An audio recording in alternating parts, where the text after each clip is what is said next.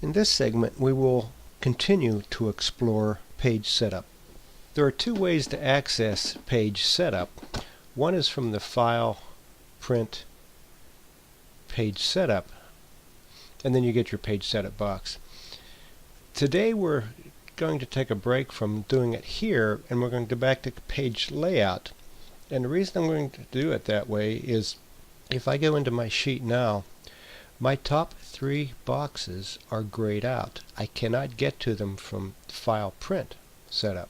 So let me go to Page Layout and go to Page Setup and go back to my Sheet tab. And now you can see I can access these areas. And the reason this makes a difference is because I want to, maybe not the print area, I'll leave the print area alone today, but I want to repeat rows at the top of the page when I print.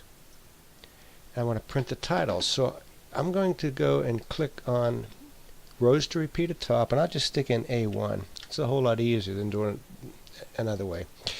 And I'll do the same thing with the rows. So what I've done is I've put in the row and the column reference.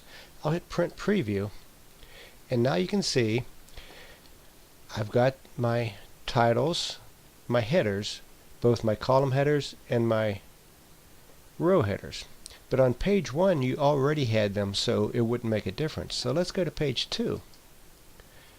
And lo and behold, I've kept my row headers. And if I go to page 3, I've kept my columns and my rows, even though I'm out here in month 10, 11, and 12. And if I go to 4, again, I've kept my headers. So now that I've got those the way I want them, I can use page setup and go to sheet, and I can see what the actual address should have been. Rows to repeat was 1, columns to repeat are A.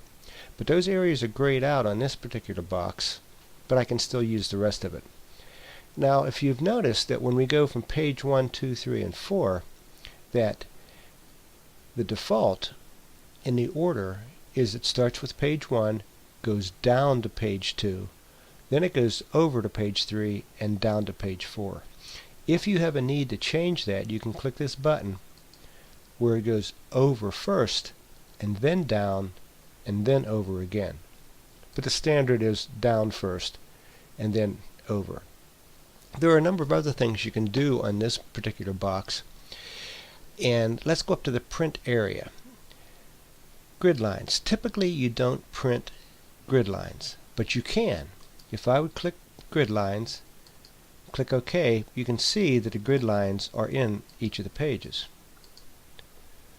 Doesn't look very pretty to my eye, but let's go back to page setup, sheet, get rid of the grid lines. Back when I used to program, I used to use or have a need for the row and column headings being printed. So if I click that box and click OK, you can see I've got my column header letters and my row header numbers on each of the pages. Now you also notice that I went from 4 pages to 6 pages because I'm printing more, or will be printing more.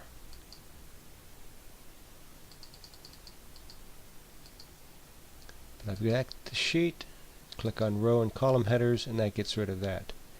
Comments. If you have comments in your spreadsheet, you can display them either on the sheet or at the end of the sheet, either way. And the same is true for cell errors. As displayed, print a blank, and so forth. This concludes the final segment on the continuation of exploring page setup.